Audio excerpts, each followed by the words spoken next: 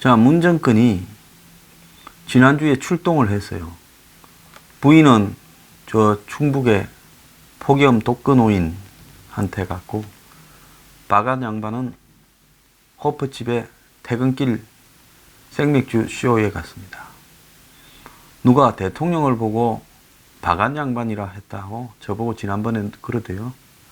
아니, 대통령을 보고 아구통을 날리고 싶다라고 말을 한 로버트 드니로, 이런 말도 존중이 돼야 민주사예요. 대통령을 각하라 부르고 영부인이라고 부르고 부인을, 이런 시대는 끝났습니다.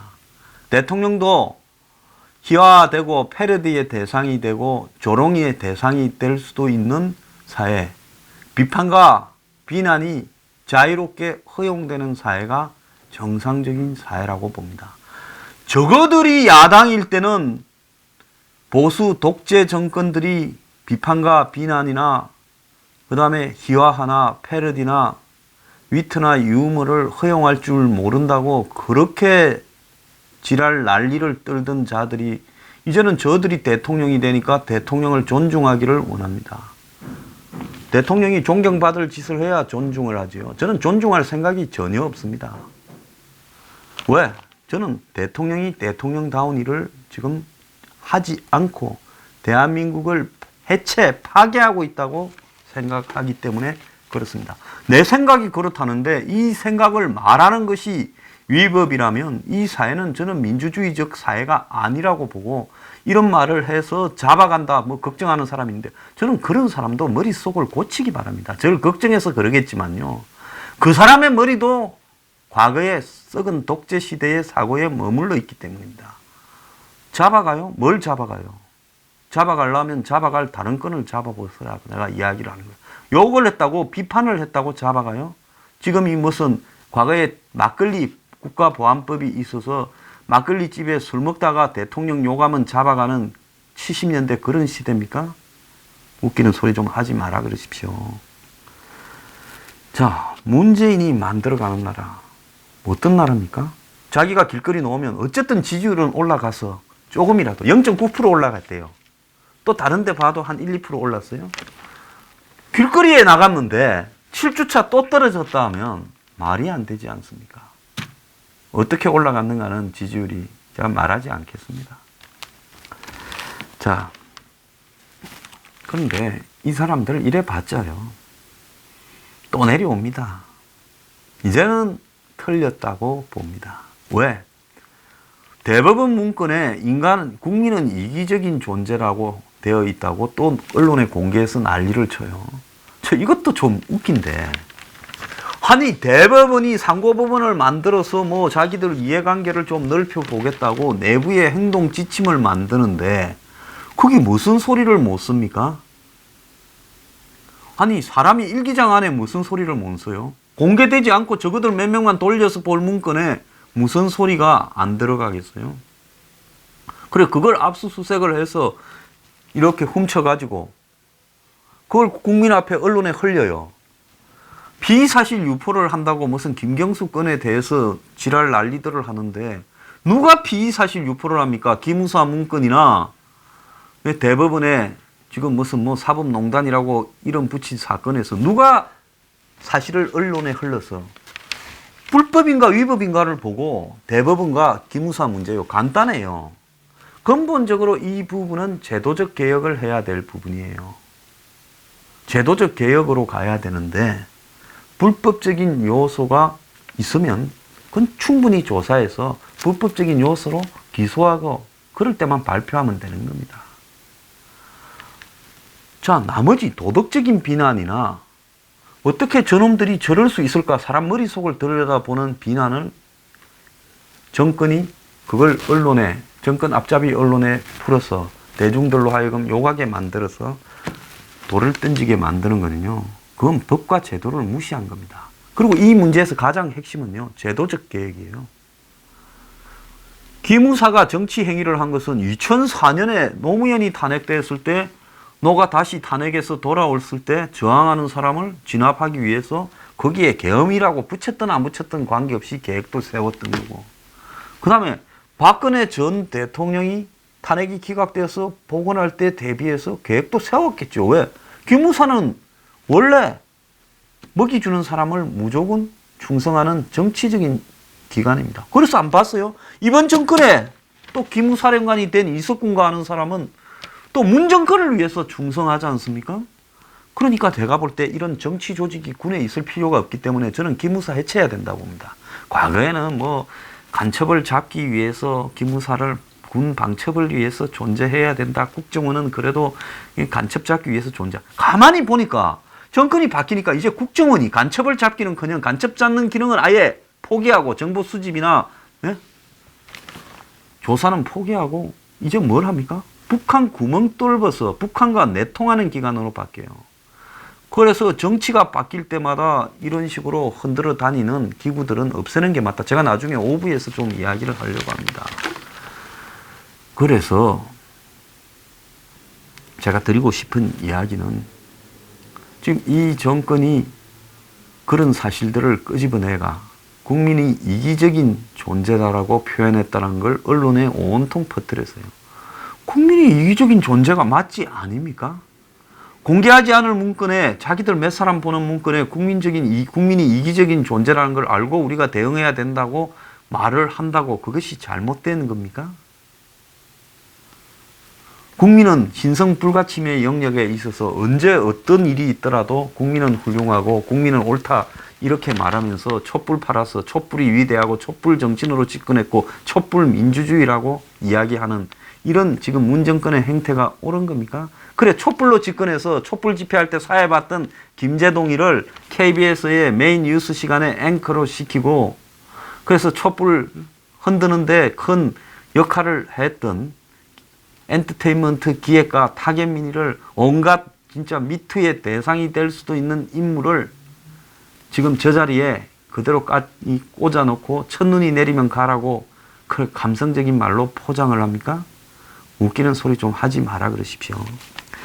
자, 지금 어제 국민이 하나 납치됐습니다. 오래전에 30일쯤 전에 납치됐는데 그 사람이 지금 이제 납치됐다는 사실을 정부는 엠바고를 걸었다. 구출하기에 편하게 하기 위해 그랬다. 이렇게 말을 했고 또 이 사람이 리비아에 납치된 이 테러 조직에서 영상을 이야기를 하니까 이제는 공개 안 할 수가 없었겠죠. 그 영상이 한국 말고도 퍼지니까요. 그런데 이미 한국에만 엠바고가 걸렸지 다른 외신에는 납치됐다고 필리핀 사람들인가 하고 같이 납치됐기 때문에 다 보도가 됐어요. 자, 그 납치한 사람 IS는 없어요. 리비아에는 트리폴리 정부하고 토브룩 정부가 두 개가 있어요. 근데 그것도 지금 합쳐가고 있기 때문에 리비아가 가다피 이후에 실패한 테러범의 온상이 되었다. 이제 정리가 좀 돼가는 단계입니다. 그래서 동네 총가진 잡범 수준의 민병대가 납치해서 돈 얻으려고 하는 거기 때문에 한 달이 지나도록 살해하지 않았어요. 그런데 무슨 놈의 청와대 대변인이 청해 부대가 수해저를 거쳐서 리비아로 접근한다. 그 청해 부대가 네이비실처럼 거기에 상륙을 해서 총격전을 벌여서 구해 오겠다고 이야기하는 겁니까? 이 말 때문에 저는 더 위험해졌다고 생각을 합니다. 그리고 정부가 이게 공개 안 되는 동안에 이 일에 신경을 썼습니까? 이 사람은 이 보안 때문에 본인이 구출하기에는 공개가 되면 위험하기 때문에 공개하지 마라 이렇게 말을 해놓고 실제로는 대북 쇼하러 다닌다고 외교부 장관부터 전부 다 이 사람을 아예 잊어버렸다가 이제 외국 언론 보도에 의해서 국내도 피치 못하게 자기가 살려달라고 영어로 이야기하는 동영상이 공개가 됩니다. 이제서 이걸 인정하면서 저 했던 말들이 가관이라고 지금 언론에 보도가 되고 있습니다. 청와대 대변인이 아니라 거의 정권에 옹호하는 선동가처럼 놀고 있는데요. 이거 저는 매우 우려스럽다고 보고 있습니다. 청와대 대변인은 1급입니다. 그 아무것도 아니에요. 별로 높은 자리도 아닙니다. 그러면 이런 실무 참모들은 뭘 해야 돼요? 매우 드라이하게 팩트만 전달하고 정부가 왜 이걸 한 달 이상 감췄느냐 이 부분에 대해서 이럴 수밖에 없었다라고 사실 설명을 하고 그 다음에 앞으로 어떻게 노력하겠다고 말만 하면 되는 거지. 자, 그가 말한 내용 중에 아주 가관입니다. 청와대 대변인이라는 작자가 한겨레신문 기자 출신이죠. 이 bin합된 국민을 언급을 하면서 얼굴색은 거칠었고 목소리는 갈라졌지만 다친 곳은 없어 보여 참으로 다행이다. 사막 한가운데 덩그러니 내던져진 지아비와 아버지를 보고 있을 가족들에게 무슨 위로의 말을 전해야 할지 난감하기만 하다. 자, 그러면서 정부가 어떻게 대응하고 있다고 이야기를 해놓고 또 사설을 달아요. 이 사람 뭐 말을 거창하게 수사를 달아서 문학적 표현을 잘하기로 유명한데 그거는 나중에 대변인 그만두고 지 에세이를 쓰거나 소설을 쓸 때 하고 청와대 대변인으로서는 딱 해야 될 말만 해야 되는 겁니다. 근데 왜 이러는 줄 알아요? 감성을 가지고 쇼를 하는 게 버릇이 되다 보니 항상 쇼를 하고 살던 사람이 쇼를 하지 않고 정부가 좀 잘못해서 아직도 구출해내지 못해서 미안하다라고 이야기해야 될 부분에도 쇼 본능이 나온 겁니다. 자, 동영상을 보니 거친 모래바람을 맞아가며 가족을 지탱해온 아버지의 책임감이 느껴진다. 지가 이런 말까지 왜 합니까? 그가 타들어가는 목마름을 맨목에 물로 죽이는 모습을 봤다. 아직은 그의 갈증을, 국민 여러분의 갈증을 채워주지 못하고 있다. 우리는 어제 처음 알았어요. 처음 아는 사람이 뭔 갈증이 있어요? 한 달째 납치가 됐다. 오늘 죽나 살나. 국민들이 다 간을 조려야 갈증이 생기지. 갈증도 없는 국민들을 보고 국민들의 갈증 운운하고 자빠졌어요. 네가 말하면 우리가 갈증을 느껴야 되니? 하고 제가 묻고 싶습니다. 자, 리비아 매체가 bin합된 국민으로 추정되는 사람이 사막에 앉아 물을 마시는 영상을 페이스북에 공개를 한 겁니다. 자, 김의겸은 조국과 대통령은 그를 잊은 적이 없다. 그를 납치한 무장단체에 대한 정보라면 사막의 침묵에도 귀를 기울이고 있다. 정말로 귀를 기울였을까요? 뭐 했는데? 한 달 동안 무슨 귀를 기울였는지 공개라도 하면서 말을 좀 해라. 네 문학적 자질을 갖다가 국민들을 상대로 평가받고 싶어서 이러냐고 제가 묻고 싶습니다. 정말 시금방지기가 짝이 없는 짓거리를 하고 있어요. 한 줄의 소나기 사막의 침묵에 귀를 기울이고 있다. 타는 목마름 운운하는 소리가 나온 뒤에 국민들이 뭐라 합니까? 아무것도 지금 진행된 게 없이 있으면서 그딴 소리 화려한 수사 쓰지 말고 빨리 구출을 해야기나 해라 했습니다. 제가 옛날에 김선희 씨 납치되었을 때 그 대책위원장을 했어요. 이라크 바그다드에서 그 옆에 있었어요. 그래서 데리고 아이스크림도 먹고 맥주도 마셨다가 납치됐다길래 그래서 김천호 가나무역 사장이 저한테 부탁을 해서 제가 대책위원장을 맡아서 기자회견도 하고 정권이 책임을 전가하는 걸 막아주기도 했습니다. 그런데 그때부터 보면 노 정권은 구출해온다고 큰 소리 치고 사람 시켜서 돈 줘서 보냈습니다. 그런데 그때 이미 참수돼 있었던 거죠. 그때 김선희를 납치했던 집단은 유일신과 성전이라고 그 멤버들이 다 IS가 됐어요. 사담 후세인의 그 군부 리더들이 유일신과 성전이 되어서 납치해서 죽이고 그로부터 한 10년 있다가 이제 뭐가 됐어요? IS가 된 겁니다. 자, 그 애들은 정치적이지 돈을 줘도 구하지 못하는 부분이에요. 그래서 한국군이 이라크 오지 말라고 그런 겁니다. 이 지금 리비아에 이 납치한 애들은 돈에 관한 문제예요. 그러면 정부가 한 달 동안 이걸 얼마든지 해결할 수 있었을 겁니다. 뭐 했는지를 밝히고 왜 구출 못 했는가에 대해서 사과하고 왜 이 사실을 감추었는가에 대해서 이야기를 해야지 시를 쓰고 소설을 쓰고 자빠져서 될 일이 아니라고 봅니다. 자, 이 정권에 제가 이 고작 대변인에 대해서 이렇게 평가하는 이유는 뭔가 하면 이 정권이 너무나 쇼 위주로 가고 있어요. 감히 김재동이를 데려다가 KBS의 뉴스의 앵커로 세우겠다라고 하는 발상을 하면서 수많은 국민이 우리가 지금 김재동이 뉴스를 봐야 되나 하는 자괴감에 빠지게 만들었어요. 삼류들의 대행진이죠. 요즘 임태훈이라는 애가 완전히 사람을 빡치게 하고 있습니다. 자, 나는 게이다. 이렇게 커밍아웃을 해서. 그럼 하는 거나 말거나 좋습니다. 군대 못 가겠다. 양심적 병력 거부랍니다. 게이라고 군대 안 가는 것이 양심적 병력 거부인가에 대해서 용어도 잘못됐지요. 성적 취향에 따른 군 거부라고 봐야 되겠죠. 그게 양심적입니까? 군만 안 가면 못 가겠다 하면 양심적이 그래 깜빵에 갔다 왔어요. 1년 4개월 살았지요. 자, 그런데 얘가 이제 군을 비판하기 시작합니다. 군에 안 간다 해서 깜빵 갔으니까 기분이 나빠서 그랬는지 모르지만 군에 안 간 사람도 군을 비판할 수 있고 군 인권을, 그 다음에 게이도 군 인권을 비판할 수 있습니다. 그걸 비판해서는 안 된다 이렇게 말하면 안 되는 거예요. 그런데 그가 성적 소수자니까 그를 게이라고 비판하는 것을 아예 차단을 하면서 그는 비판을 받아서는 안 된다라는 성역의 위치에 올려놓으려고 하는 것이 언론에 많이 보여요. 언론사 가면 그 사람 비판 조심해라고 말들 합니다. 이게 아주 잘못된 거예요. 임태훈의 문제는 이해상충에 심각한 문제가 있어요. 2016년에 기독교 단체가 65만 명이나 되는 군에 있었던 사람들한테 아마 조사를 한 통계가 있습니다. 10만 5천 명이나 되는 사람이 동성 간에 성폭력과 성추행을 당했다라고 이렇게 통계를 발표했습니다. 그 통계가 맞든 그러든 간에 저도 현역 사병으로 31개월을 군에 갔다 왔는데 군에서 숱한 동성 간의 성추행, 성폭행 문제를 경험했습니다. 군에 갔다 온 사람들 다 알 거라고 봐요. 시시하지만은.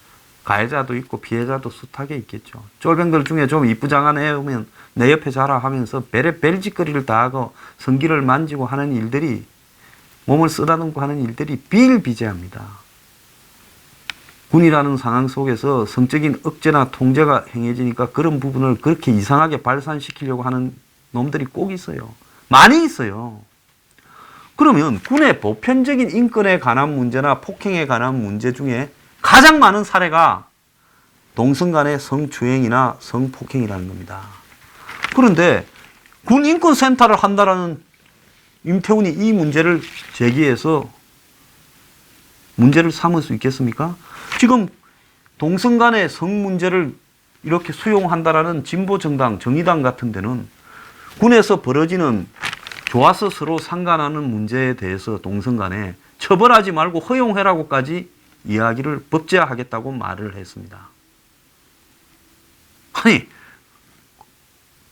개인적으로 휴가 가서 하든 뭘 하든 누구하고 뭘 붙어 먹든 그거는 알아서 할 문제지만은 군 안에서 그런 거를 허용하라고 법제화를 해요.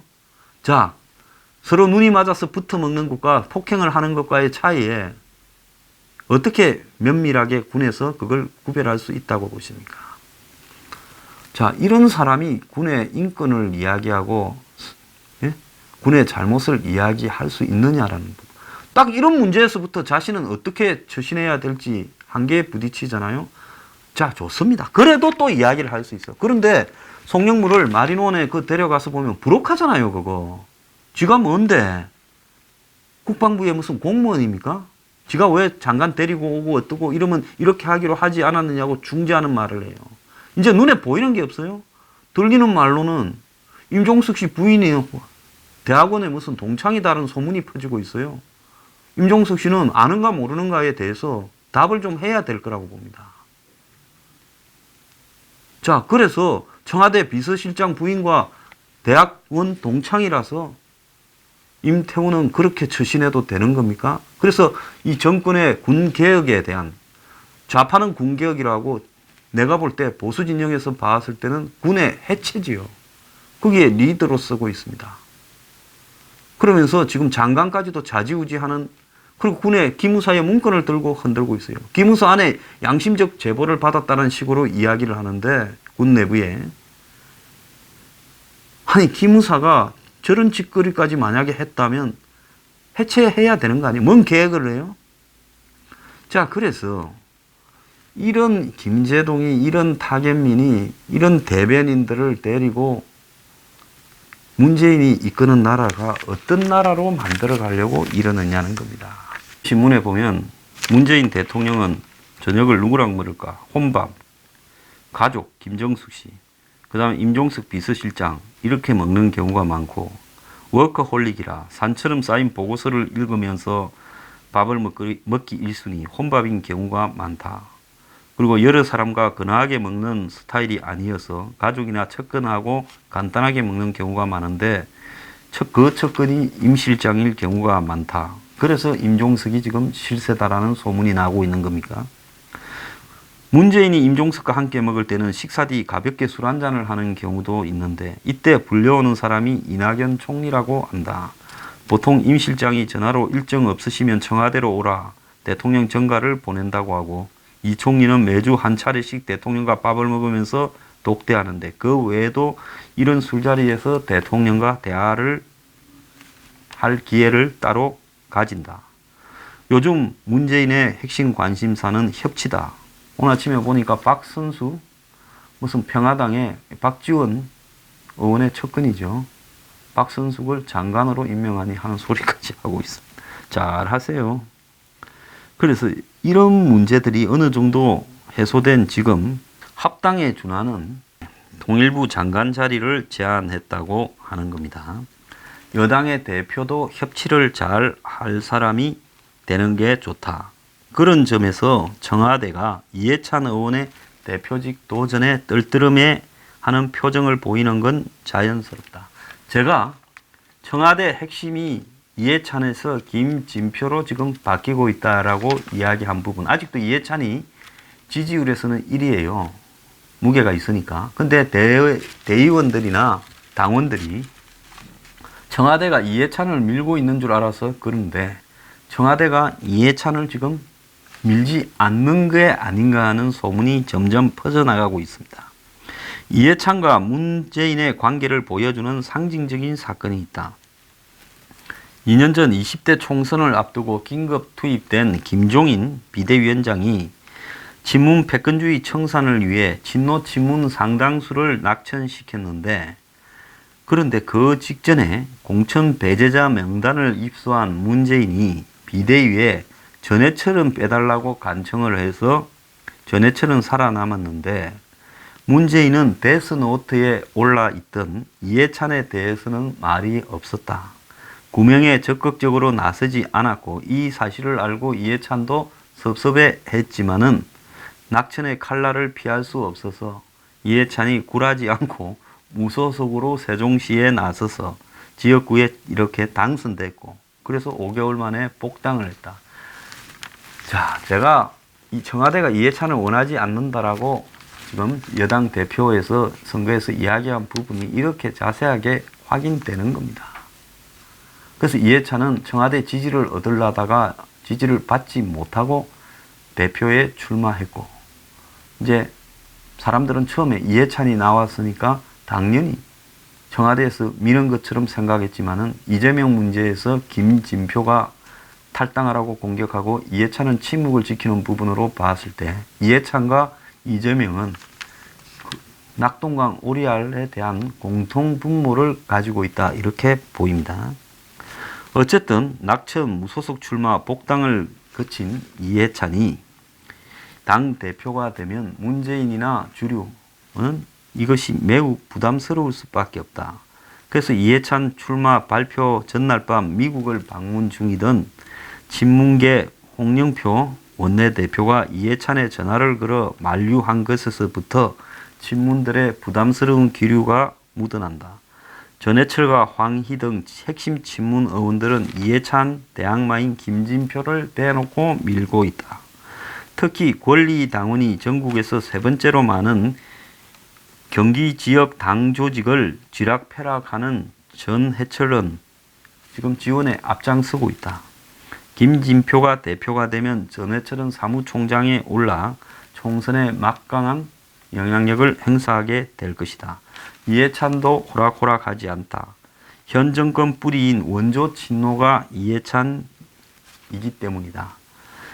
자, 66세 7선 경력에 총리까지 지낸 지명도도 압도적이다. 특히 당 대표가 마지막 정치적 소임이라고 자기 총선에는 불출마하겠다고 말을 한 것은 신의 한 수다. 여권 고위 소식통의 분석은 문재인은 다음 총선에서 진노 586 등 민주당을 지배해온 기득권 세력을 확실히 물갈이하기를 원한다. 독이 오를 대로 오른 자유한국당이 총선을 앞두고 학살에 가까운 공천 물갈이를 단행할 게 뻔하기 때문이다. 이에 맞서려면 민주당도 역대급 공천 물갈이를 해야 되는데 이런 사람들이 대표가 되겠다니 청와대는 난감할 수밖에 없다. 그걸 간파한 이해찬이 불출마 카드로 뒤집기를 시도했다. 이해찬의 선제 조치가 김진표, 송영길에도 압박이 되고, 그러면 김진표도 불출마, 송영길도 불출마해야 돼요. 그래서 김진표는 세 후보 중에 최고령 71세라는 점, 송영길은 자기 대권에 도전하는 의지를 품은 점에서 각각 청와대의 부담이다. 두 후보는 이를 의식해 총선 불출마나 혁명적 수중의 공천 계획을 이야기할 가능성이 크다. 자, 이러면서 지금 대통령과 비서실장, 총리가 모인 저녁 자리에서 이번 대표 선거나 총선이나 대선에 대해서 어떻게 할 것인지 가닥이 잡힐 거라는 부분이 많다. 그래서 대표 선거가 열리는 여의도보다 청와대에 쏠리고 있다. 참, 이 기자는 지가 많이 한다고 이렇게 썼어요. 사실은 맞아요. 여기에 문재인 정권의 진실이 담겨 있는 거예요. 민주주의가 아니라 문재인, 임종석이 다 결정하고 가끔씩 이낙연이 가서 거둔다라는 정도인 겁니다. 그래서 이낙연이 꼬리를 내려서 총리직을 유지할 수 있겠죠. 자, 당대표를 이해찬이 싫다라는 거예요. 그럼 이해찬이 싫고 안 싫고는 대의원이나 당원이 결정하면 될 일을 지금 이해찬을 제거하기 위해 어떤 고민을 해야 되느냐 하고 있습니다. 문재인이 공천개혁을 해서 무슨 새로운 물갈이를 해요. 웃기는 소리 하지 말아겠어요. 이 기자도 참 아부하는 능력이 좀 있는 것 같습니다. 문재인이 노리는 것은 대한민국 사회를 해체하고 분열시키는 겁니다. 북하고 관계했어요. 그래서 임종석과 문재인이 여기에 찰떡궁합이 돼 있다는 거예요. 둘이 언제까지 같이 갈지도 저는 좀 의문은 가지고 있어요. 그래서 지금 이 세상의 모든 것을 좌지우지하고 있고, 그래서 김재동이가 KBS에 가고 임태훈이가 저리 설치고 타겟민이가 저리 뻗티는 것이 지금 이루어지고 있어요. 그런데 타겟민이가 이번에 중복 출연을 시키는 실수를 했고 27배모를, 자, 김재동이가 절에 가면서 한간에 여론이 안 좋아지고 임태훈이를 보면서 분노하는 사람이 엄청 늘어납니다. 이들의 술수도 지금 한계에 이르고 있다는 겁니다.